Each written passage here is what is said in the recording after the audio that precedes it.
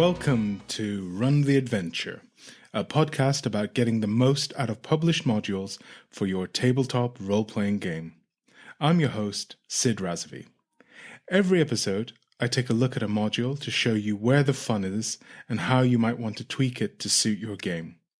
I hope even if you decide not to play this particular adventure, you will get some interesting ideas out of it. The following content is aimed at games masters or players who want to be games masters. So if this is a module you're going to play, this is the point when it's customary to warn you about spoilers. But if you're ready to step behind the screen, then there is no better time to start than right now. I've been running games for over 30 years now, but my aim with every episode is to put myself in the shoes of a new GM. As well as breaking down the scenario and how it plays, I'll be peppering the discussion with useful advice for the relatively new GM who has to try to run this for their group. I hope the discussion will also prove interesting to veteran GMs who are looking for ideas for their own games as well. Okay, now all that is said, let's get to this episode's adventure. This time, I'll be examining the adventure in the Dungeons & Dragons starter set, The Lost Mine of Phandelver. This was released in 2014 before the core rules of the 5th edition were published. It has been many people's introduction to D&D and role-playing games in general. It works quite well in its intended purpose of introducing players to the game and importantly to the ethos of the 5th edition rule set. This was a significant turning back to the roots of the game after a period of declining interest. As well as offering guidance to DMs who are about to run this adventure for the first time, I considered the elements of a successful low-level campaign, especially one aimed at players who are new to the game. Summary of the adventure. The Lost Mine of Phandelver begins with a goblin ambush that is a touchstone for many D&D players today. The goblins of the Cragmo tribe have captured the dwarf Gundren Rockseeker and are holding him at their hideout. When the party get to the hideout, they find Gundren has been moved, but his former escort, the warrior Sildar Hallwinter, fills them in on Gundren's discovery of a famous lost mine.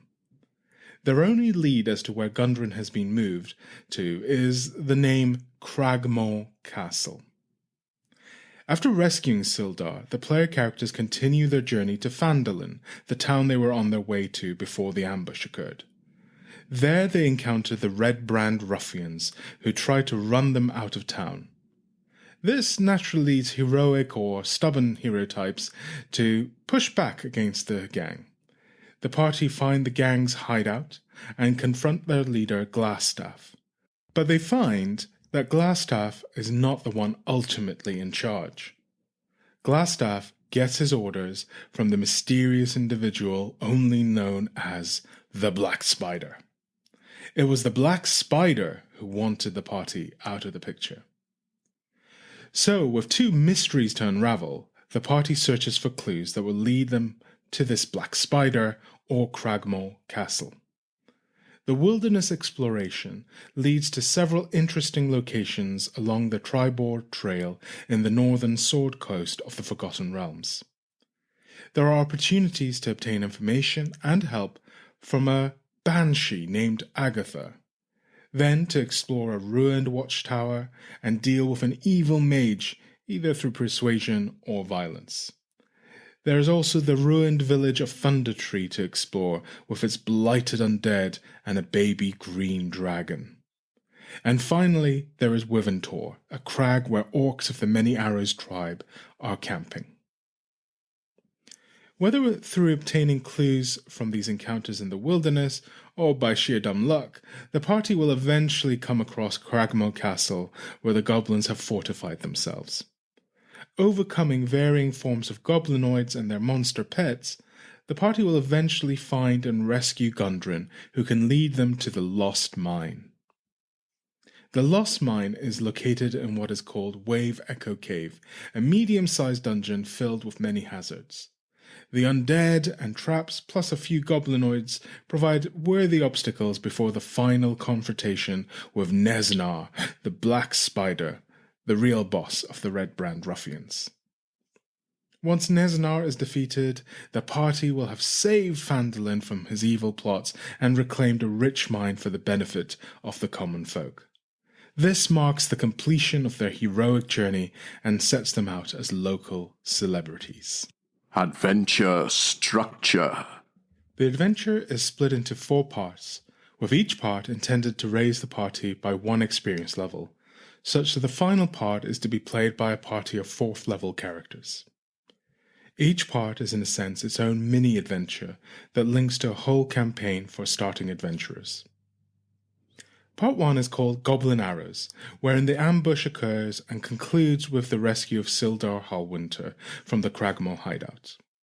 This does a marvellous job of getting players into the action quickly.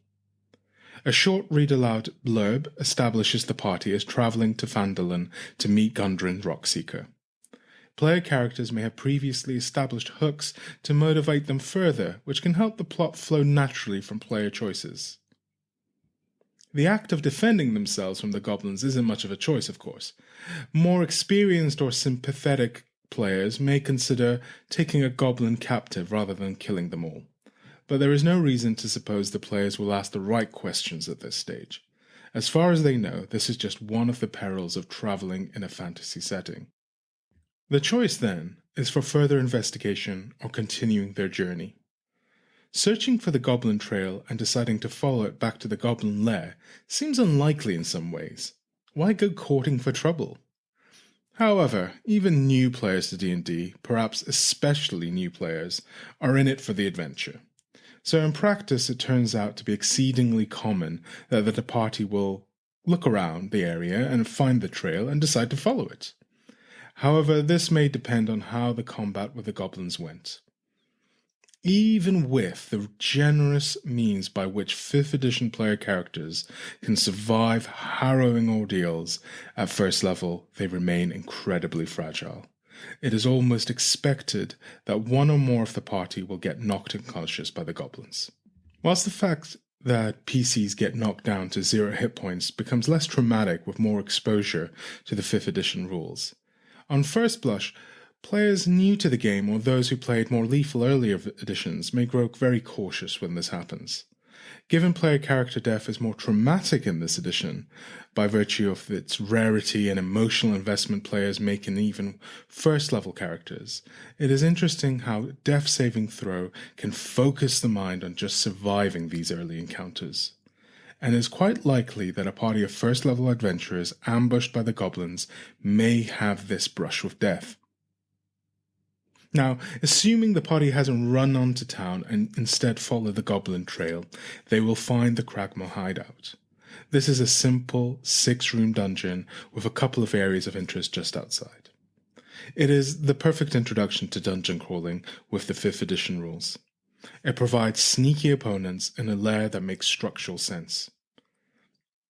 As small dungeons or lairs go, this is a good template for giving players agency in how they explore, whilst also letting the DM flex their muscles in evocative descriptions and tactical encounters.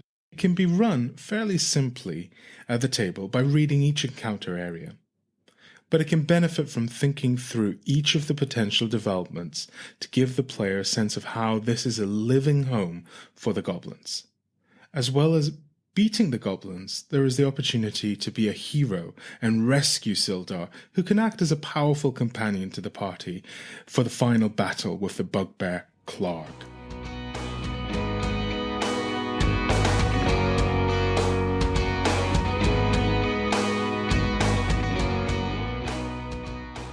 A historical note about the presentation here is worth making, I think. This was my and many other people's first experience of what a polished 5th edition product might look like. The layout and typeset of 5th edition products are now so familiar, it is easy to forget how much of an improvement they were to previous works by Wizards of the Coast or TSR. There are generous provisions in the art, with all the monsters illustrated and with nice-looking yet serviceable maps. The formatting makes it easy to find what you need at the table, with clear boxes for read-aloud text, bold typeface for things like monsters and traps in an area. Little pop-up boxes help newer DMs with rules and other important notes about how to run the game. and the prose is generally easily digestible. The structure of Part 1, with its clear beginning, middle, and end, is a model that marked a great improvement to what often went before in published modules. It's perhaps unremarkable now, except even 8 years later, publishers, including Wizards, sometimes miss this baseline in how their modules are presented.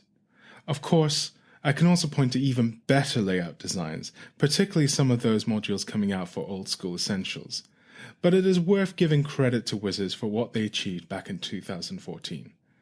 It remains wonderfully serviceable today when you look at it, even beneath the layers of marginalia and notes I have added to the glossy paper over the years.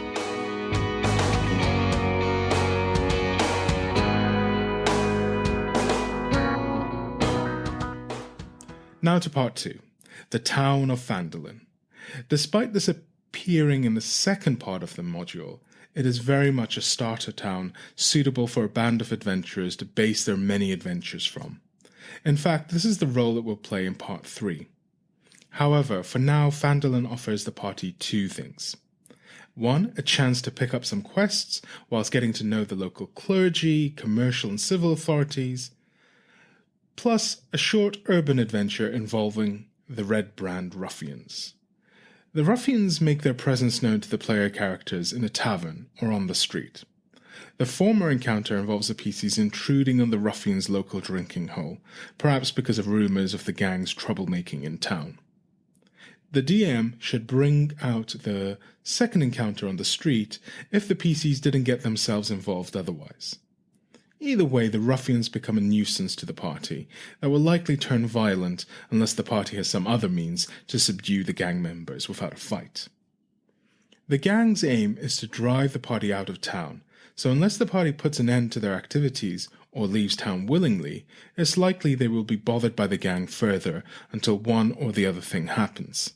If the DM wants to avoid being heavy-handed about it, there is a good chance the party may elect to leave town rather than explore Tresender Manor, where the Red Brand hideout is to be found. Story-wise, what they would miss out on if they do skip this part is some foreshadowing regarding Black Spider plus the identity of his spy in town. There is also the treasure, interesting encounters, and a side quest that would be left on the table. But like Cragmore Hideout, it is possible for the party not to immediately go to the small dungeon placed before them.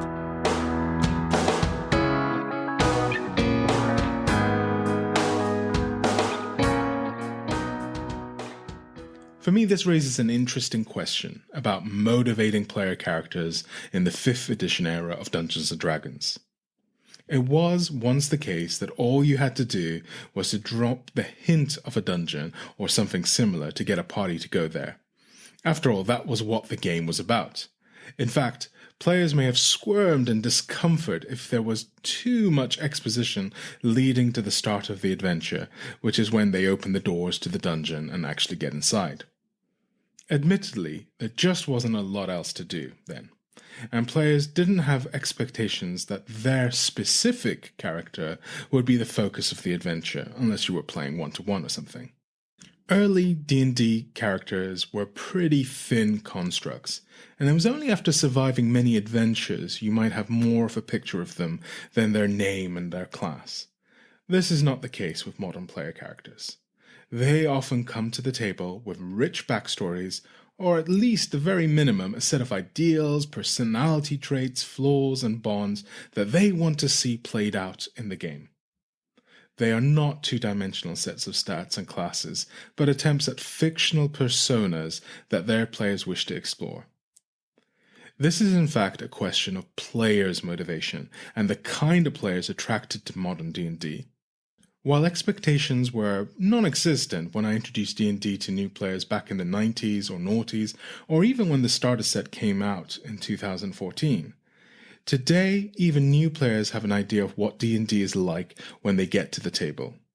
It has now been my experience that even players who have never played any tabletop RPGs before come to play a role-playing game in the sense of dramatizing a fictional character and exploring the nature of their character within the context of the adventure. So this means that PCs at your table will hope for more than just the name of an interesting location before heading there to adventure, even if they don't need it, because they are conscious that this is why they have joined the game after all, and so will go along with whatever you give them. But giving them good motivation to explore a location will meet the expectations they have about what kind of game this is. Let me say that if you told me back in the early 90s this is the turn new RPG players would take in 30 years' time, I would have been very pleased. I'd be delighted. The part that made D&D or any RPG hard to share with others who've never played them before was never the dice or the sheets, but the role-playing. I had friends who I played with for years who would never get the role-playing aspect of it. If you asked me to remember a single thing about their characters, I would struggle. What I would remember was always, at least almost always, them as the player, my friend, and what crazy shit they did that made us all laugh at the time. To them, and to many of D&D players at that time, D&D was not much more than a board game without a board. Everything that smelled like amateur dramatics was to be avoided. So whilst I appreciate the focus on character development and the inner lives of PCs is not a turn that everyone welcomes, I think it is a good thing. Because even if your game's focus is more on exploration or combat, the fact that players are more willing to roleplay removes what used to be the hardest hurdle to overcome with new players. What you might find, of course, is that the balance you provide at your table isn't right for them and it doesn't work out. But the fact we've normalized role-playing as part of what this hobby is about is a good thing.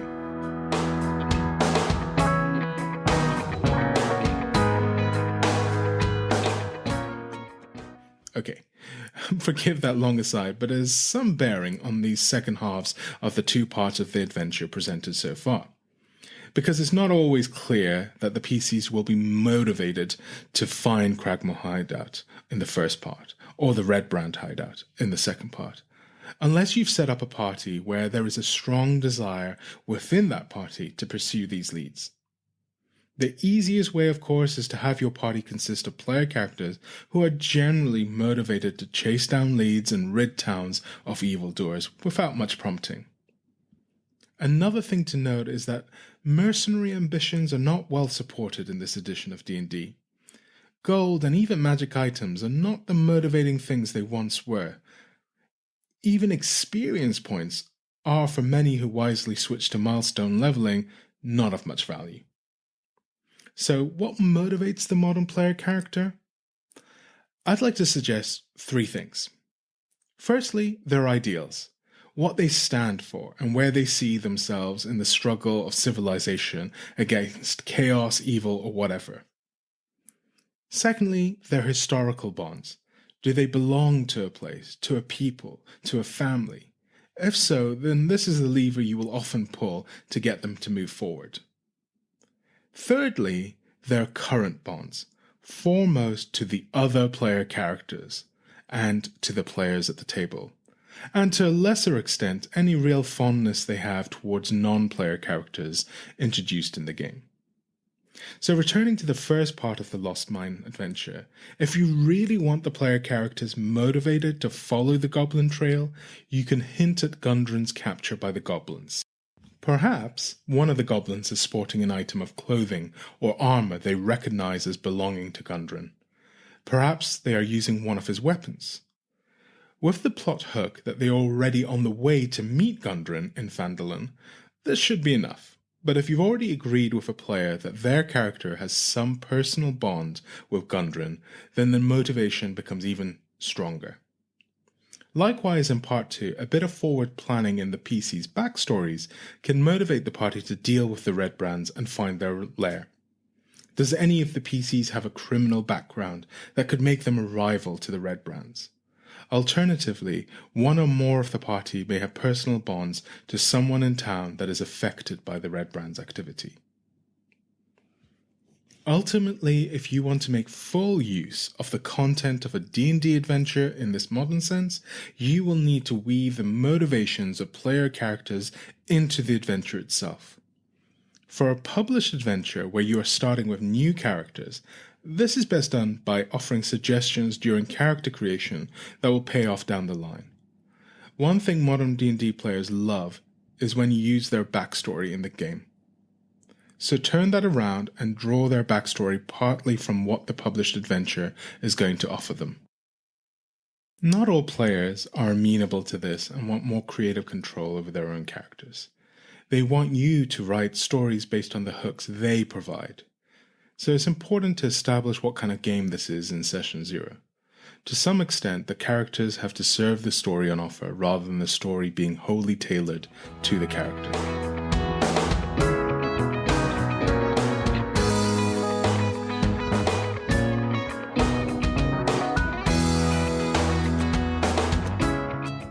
Now forwards to Part 3, The Spider's Web.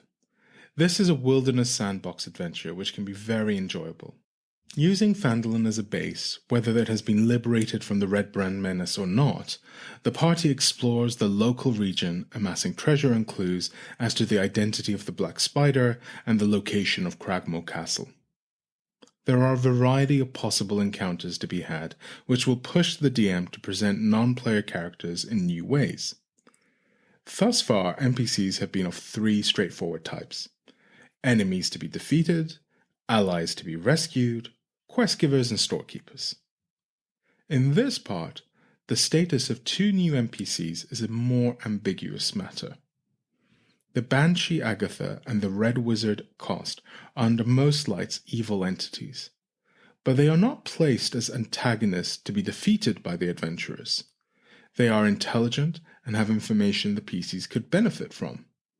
So reasoning with them and making a deal will, on balance, be more rewarding and less risky than trying to just destroy them. Portraying evil NPCs in a way that invites players to parley with them is a challenge. If the players are motivated only to destroy evil and do good, they may be uncompromising. This can be a good thing elsewhere, but in these circumstances, and perhaps long-term during a campaign, such monomaniacs about destroying anything with a hint of evil leads to a rather stilted story.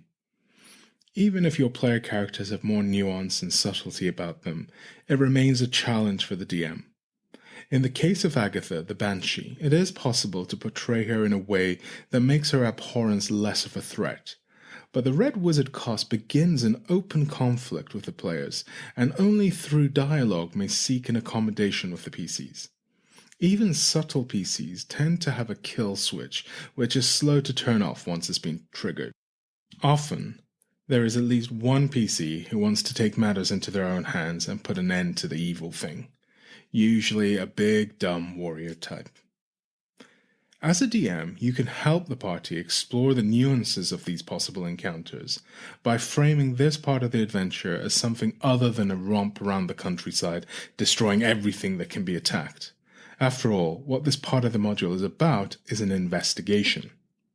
Now, as an aside, you might want to consider some of the ways I discussed in the previous episode about Call of Cthulhu's The Haunting on running investigations in other systems.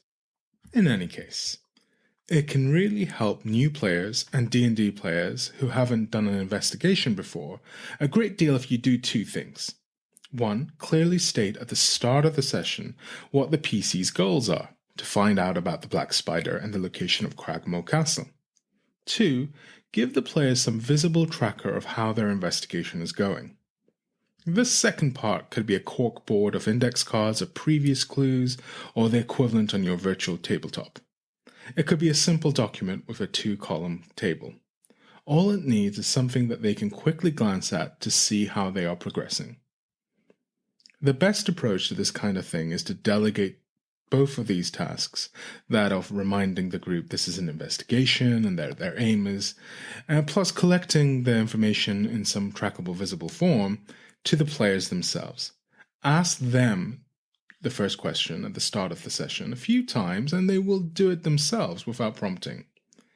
Give them the framework and tools to keep track of clues and they will do the tracking. If you indulge me for a moment again, let me say how great it is to see a starter set adventure that has a wilderness exploration component in it, and one that incorporates a bit of investigation as well. This was a great step forward in the way we introduce players to D&D and RPGs in general. That said, I suspect this open sandbox portion is a bit of a challenge for new DMs to run, because it is very easy to lose focus on what the party is meant to be doing.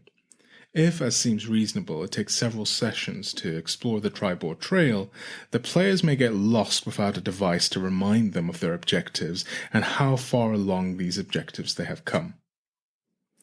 So once they've gathered the information needed, the party will eventually hit upon Cragmore Castle and rescue their original sponsor, Gundren the Dwarf. With Gundren's aid, they can set forth to the final part of the adventure, Wave Echo Cave, the location of the Lost Mine.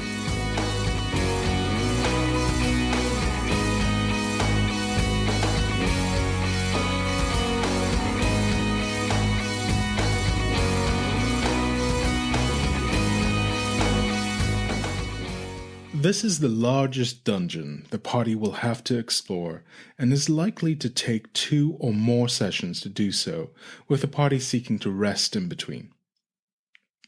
A nice touch here is the ambience the echoes can give the dungeon, and I recommend the DM makes regular use of this feature when players talk or move about.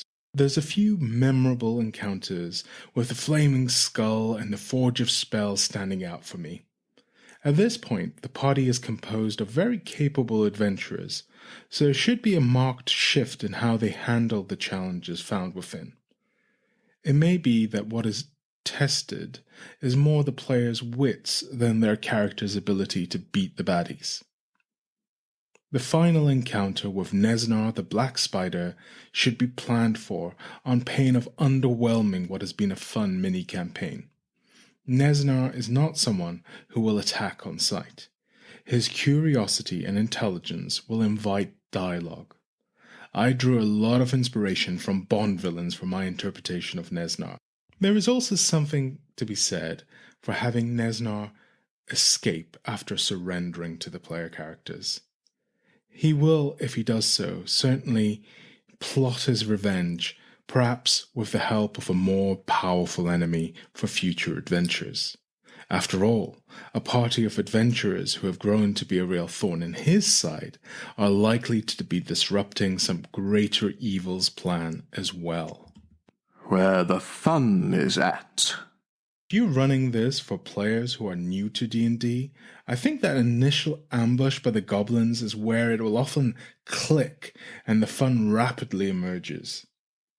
The 5th edition rules have streamlined combat a great deal, and so it is very accessible to new players. They declare what they want to do, roll the dice, aiming for some target number, and if they meet the target, roll more dice for damage. What the encounter offers on top of this is that sense of urgency and threat of a real adventure. They don't have a lot of time to think about why they are under attack or what to expect for their first adventure. They're thrown into it immediately. This approach of throwing players right into it is radically different to most of the starter adventures I've run in the past. In those, the players have to seek out the adventure and may indeed take their time about it before they are thrust into the action. This more cinematic approach to adventure design seems to have been adopted repeatedly in the early lineup of 5th edition adventures. It's one that suits the heroic fantasy genre very well, and other action-oriented genres as well. Throw the players into the action immediately, whether that's parachuting them into Nazi-controlled territory or having their starship boarded by Klingons. Don't waste time with new players giving them lengthy expositions. The next most fun aspect of the module is the freedom of the third part, where the player characters get to explore a small part of this fantastic world. This is what moves D&D out of its wargaming roots. There is a lot of player agency here, in terms of where they go and how they overcome the obstacles in their path. The end goal is well defined, and I've already mentioned some devices that will help keep this in focus for the players. But the freedom they have here is what distinguishes this kind of game from other types. So it is good to let players enjoy this freedom and only nudge them forward if they are giving signs of being lost or frustrated. Finally, the adventure has some memorable encounters that are strange and dangerous. There's a real sense of accomplishment for the players in overcoming these challenges.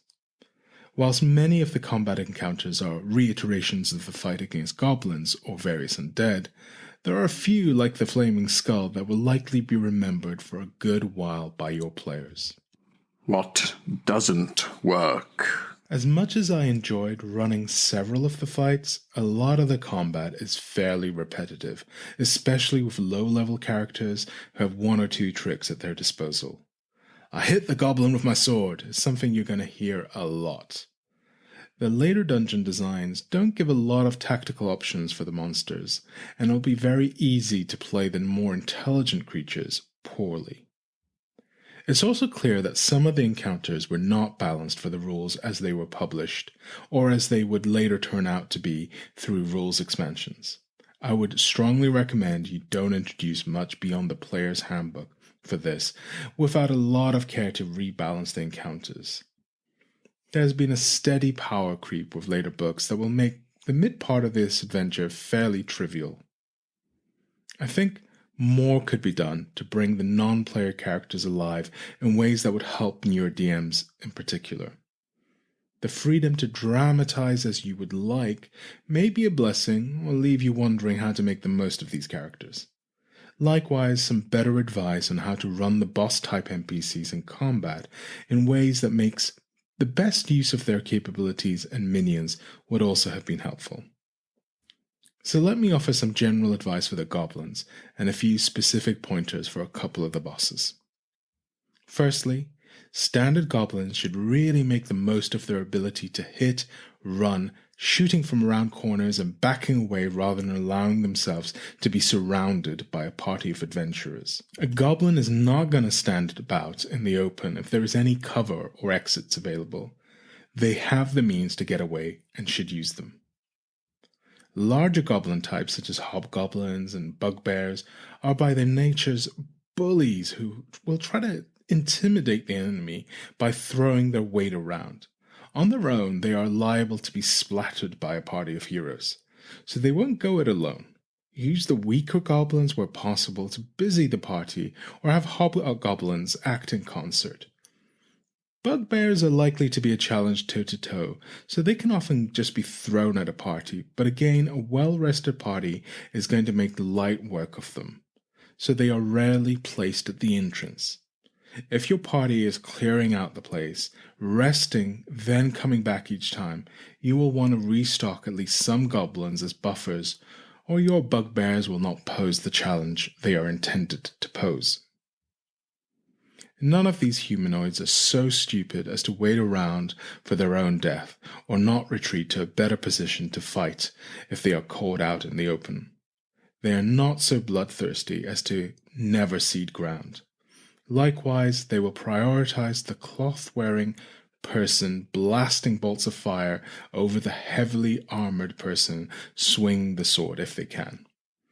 It's the party's job to cover their squishy members and the monster's job to find a chink in their defenses. Of course, against newer players, you may wish to dumb down the intelligence of the monsters to give the players a chance to develop tactics. I talked a fair bit about balancing encounters through ramping up or dumbing down the intelligence of the monsters rather than their stats in the first episode on the Sunless Citadel, so I'd recommend giving that a listen if you're interested to learn more.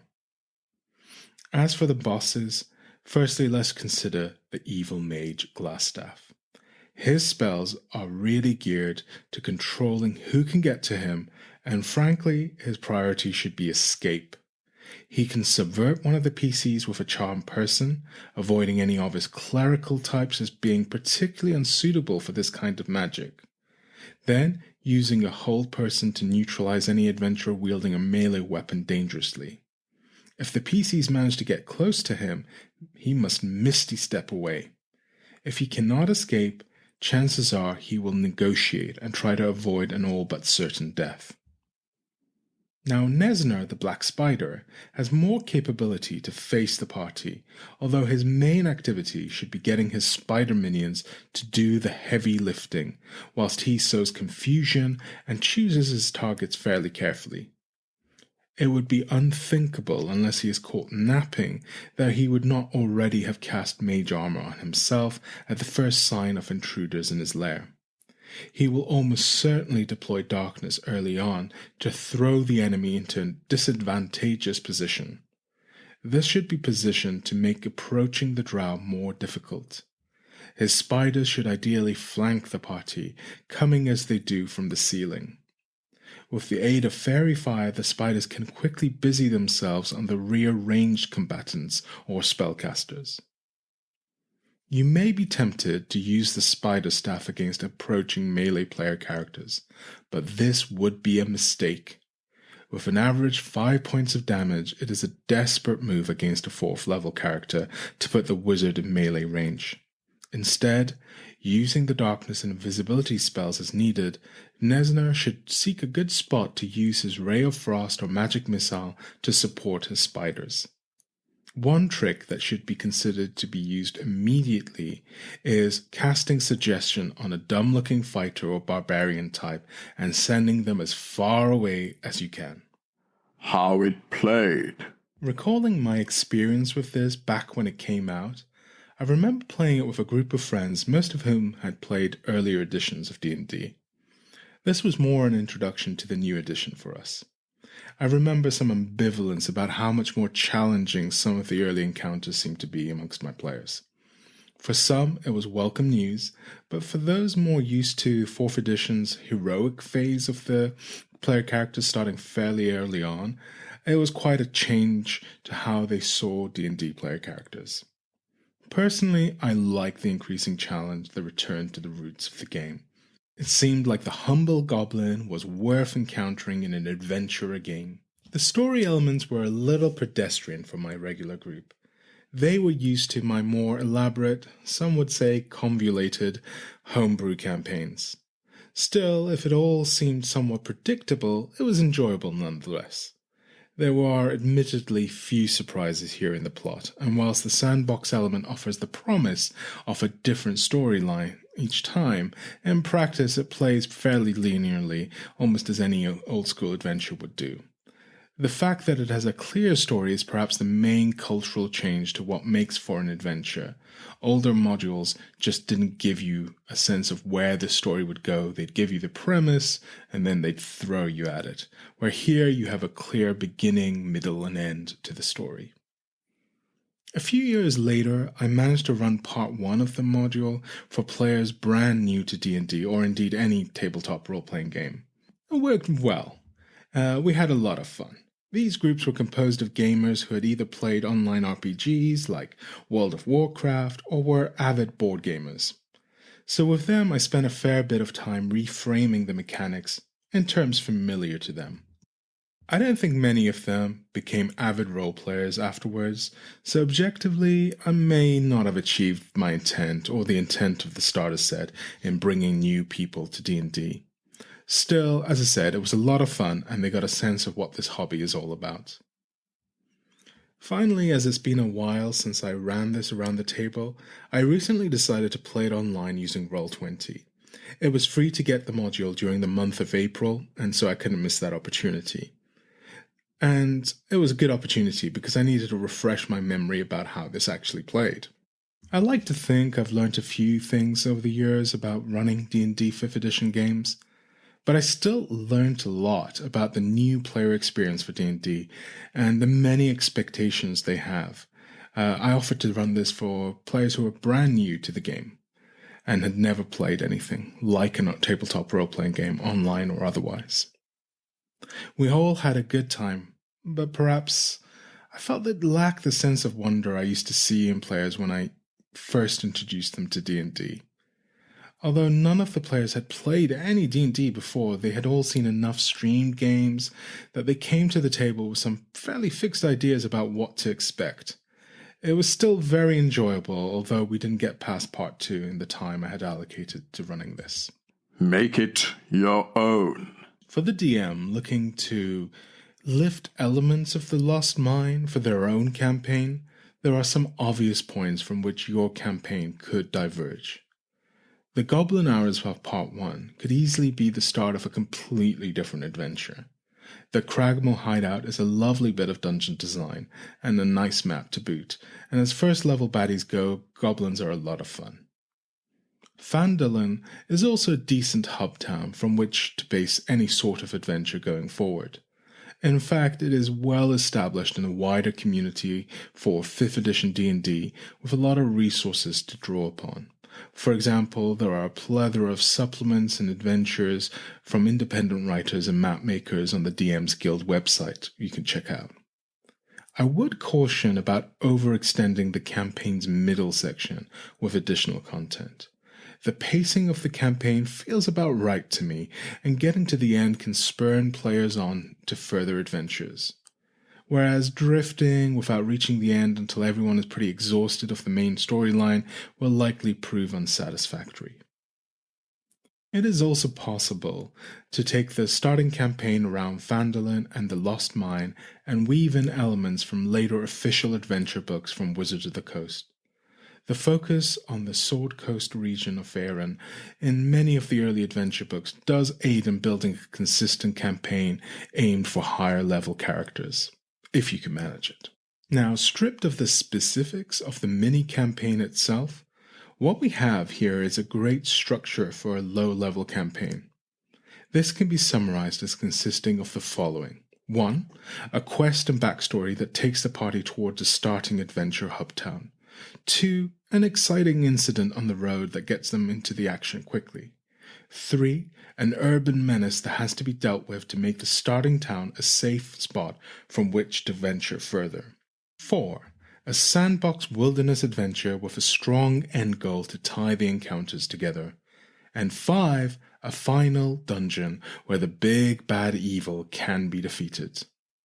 Within this framework, you can easily conceive of a variety of different adversaries motivated in their own unique ways. Perhaps it is kobolds and a half-dragon champion looking to raise a dragon to terrorize the local town. Perhaps it is an evil necromancer. Perhaps it is some warlord. You can move the terrain to islands, and it could be a host of aquatic humanoids serving a long-dead elder god.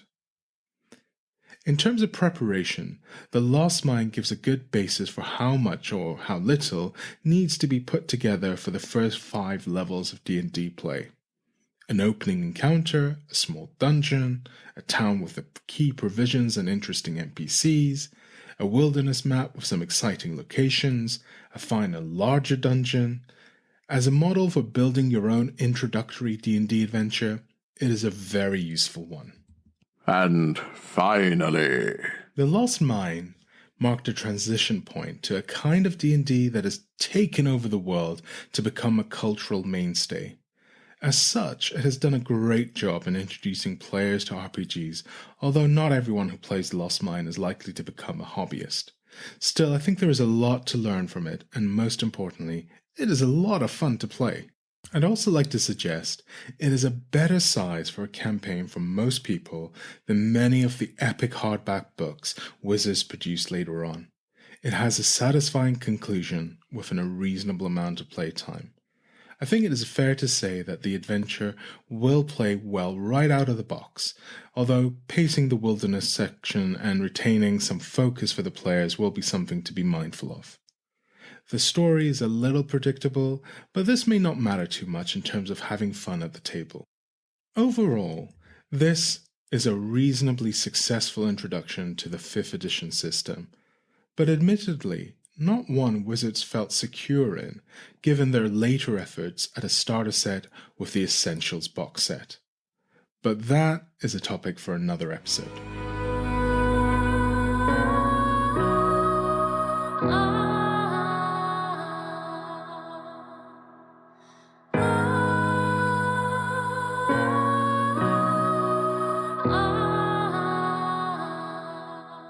Thank you for listening to Run the Adventure with me, your host, Sid Razavi. I'd love to hear any feedback, questions, or your thoughts on this episode. I'm really grateful for the comments, feedback, and encouragement I've received so far. You can reach me on email gm@runtheadventure, or one word, .com, or find me on Twitter at RTA_podcast. If you liked what you've heard, please would you consider giving us a rating or review on iTunes, Spotify, Google Podcasts, or wherever you found this pod. It really helps, I think, to get the word out there. Even better, please share the pod with your friends and on social media. Links to today's adventure are available on the show notes and on the website www.runtheadventure, again all one word, .com. Until the next episode, may your adventure run fantastic.